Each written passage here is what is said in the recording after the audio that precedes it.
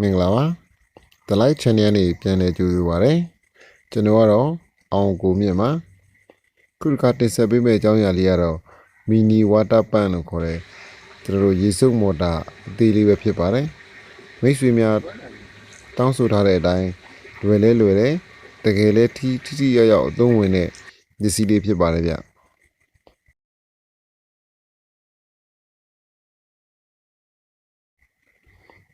ဒါလေးကတော့တစ်ခွဲငါးမူ join လေးနဲ့သူ့ရဲ့အဖုံးလေးပါဖုံးကရှည်နေတာဖြစ်တဲ့အတွက်ကြောင့်မို့လို့ကျွန်တော်တို့ကဖြတ်ပစ်ဖို့အတွက်ဘာကာပေးတာဖြစ်ပါတယ်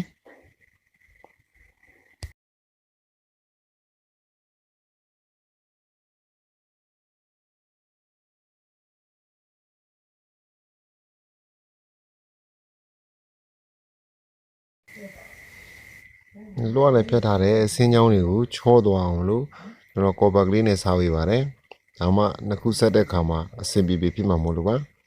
။အဲဒါဆိုရင်ချောသွားပါပြီ။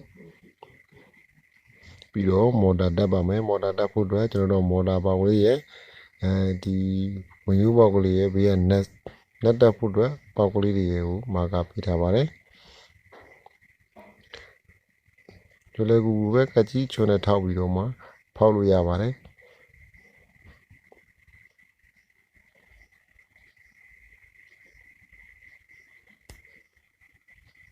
ဒါဆိုရပါပြီကျွန်တော်တက်ကြည့်ပါမယ်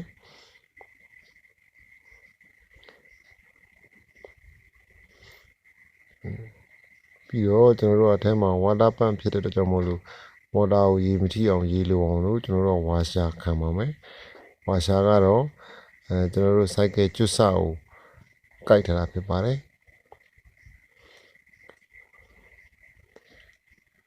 စိုက်ကယ်ကျွတ်စကိုက်တဲ့အခါမှာလည်းကျွန်တော်တို့တခြားချိန်ပြီးကိုက်မှအဆင်ပြေမှာပါမဟုတ်ရင်အထက်မှာကြီးသွားရင်နည်းနည်းဖောင်းနေမှာဖြစ်ပါတယ်ပြေးသွားရင်လည်းရေမလုံးပဲချစ်နေမှာဆိုရပါတယ်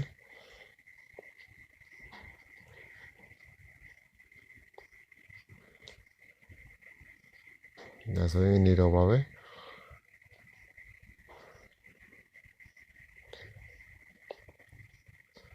ဒါလေးကိုလည်းကျွန်တော်မာကာလေးပေးပါမယ်ဒါကတော့ net တက်ဖို့ပါမော်တာဘော်ဒီနဲ့ဒီ net ဆွဲဖို့ပါ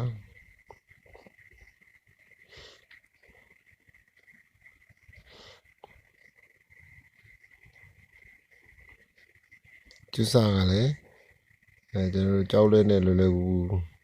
ထိုးလို့ရပါတယ်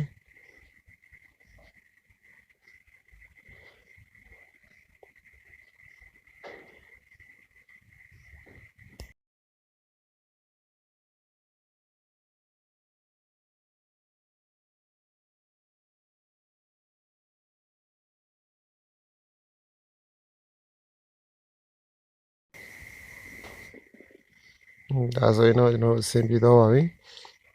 တက်လို့ရပါပြီပြီးတော့ဒီကျွတ်ဆနဲ့ဒီဝါကိုကတ်တော့ကျွန်တော်ကော်လေးထည့်ပေးပါမယ်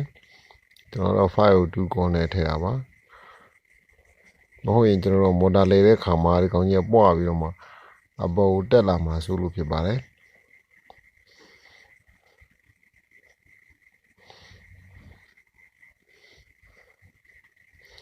ဒီကောင်ကအရေးဆိုတော့6ဖို့နည်းနည်းလေးကြာပါတယ်10မိနစ်2မိနစ်လောက်ချိန်ပေးထားပါတယ်ဖောင်းနေရလေးတွေမဖြစ်အောင်လဲဒီကြလိုက်စစ်ပြီးတော့မှကြောက်လေးတွေထောက်ပြီးပေးပါတယ်ဒါကတော့ကျွန်တော်တို့မော်တာမှာတက်ဖို့ကျွန်တော်တို့ဒီတလက်ပါရေရက်တလက်ပါရေရက်တလက်လောက်ပါတယ်ရေရက်တလက်ကိုကျွန်တော်တို့ဒီ PVC ပိုက်ကိုမိကင်ပြီးတော့မှအပြားဖြစ်အောင်လုပ်ပြီးတော့မှအဲ့အပြားကိုအဝိုင်းပုံစံလှိထားတာပါဒီအကွေးလေးတွေကတော့ကျွန်တော် PVC ငန်းမှုပိုက်ကိုဒီဒေါင်းလိုက်ခွဲပြီးတော့မှခွဲထားတဲ့ဟာလေးတွေကိုဖြတ်ထားတာဖြစ်ပါတယ်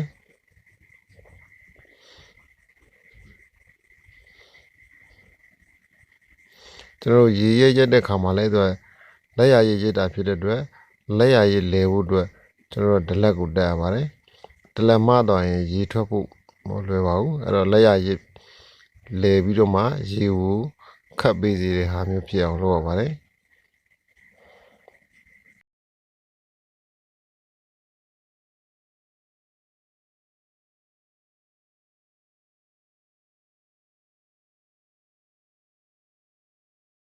ဒါပါပဲဒီတလက်လောက်ရတာလည်းအရင်လွယ်ပါတယ်တစ်ခွဲငန်းမှုပိုက်ကလေးကိုလည်းကျွန်တော်ရှင်းနေတဲ့ဟာကိုဖြတ်ပါမယ်ရှည်လုံးအားကြီးနေရင်ကျွန်တော်တို့ကလေယာဉ်နဲ့များပြီးတော့မှရေမဆွဲနိုင်ပါဘူးဒါကြောင့်မော်တာတစ်လက်လေသာယုံလေးပဲကျွန်တော်တို့ကနေရာချထားတာဖြစ်ပါတယ်ပြီးတော့ထုံးစံတိုင်းကော်ပတ်ကလေးနဲ့စားပါမယ်ဒါဆိုရင်ကျွန်တော်ဆင်ပြေပါပြီကျွန်တော်တို့မော်တာတစ်လက်တက်တဲ့ခါမှာလဲဒီဝင်ရိုးနဲ့ဒီအပေါင်းတွေကပြားကြီးခြောင်လုံးနေလည်းမဖြစ်လို့ကြက်လုံးနေလည်းမဖြစ်ပါဘူးကျွန်တော်စားပြီးဆင်ပါမယ်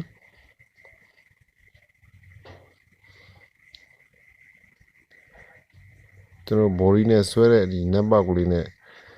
အပေါ်ကဒီတွဲမဲ့ဟာနဲ့ကိုင်းညီဖို့လိုပါတယ်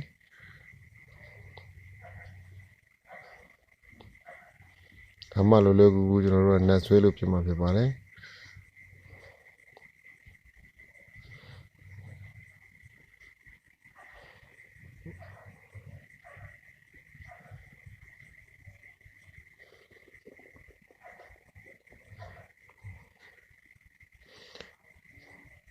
ပြီးတော့နှစ်ခုဆက်ဖို့အတွက်ဂျားထဲမှာကျွန်တော်တို့ကပိုက်အတူတစ်ခုထည့်ပေးရပါတယ်အဲ့ဒါမှသာလေသူတို့နှစ်ခုကဆက်မှာဖြစ်ပါတယ်တိသက်ဆက်နိုင်ဖို့အတွက်ဂျားထဲမှာဂျားကန်ပိုက်ထည့်ပေးတာပါဒါဆိုရင်ရပါပြီကျွန်တော်တို့ကရေထွက်ဖို့အတွက်နောက်တစ်အပေါက်တစ်ခုဖောက်ပါမယ်အဲ့ဒါကတော့ဒလက်ကျွန်တော်တို့ညာဘက်လဲတဲ့ဟာနဲ့ရေရိုက်မိပြီးတော့ထွက်နိုင်တဲ့အနေအထားမျိုးပေါက်ကိုစောင်းပြီးတော့မှဖောက်အောင်မှာဖြစ်ပါတယ်ဒါဆိုကျွန်တော်တို့ကပေါက်ဖောက်ပြီးကျွန်တော်တက်ပြီးပါပြီ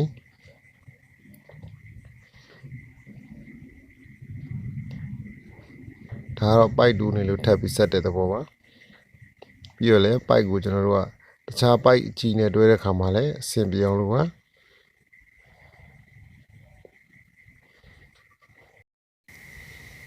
ဒါဆိုရင်ကျွန်တော်ရပါပြီမီနီဝါတာပန်လေးတစ်ခုရပါပြီဗျမော်တာကိုအနီးအနက်တက်တာဖြစ်ပါတယ်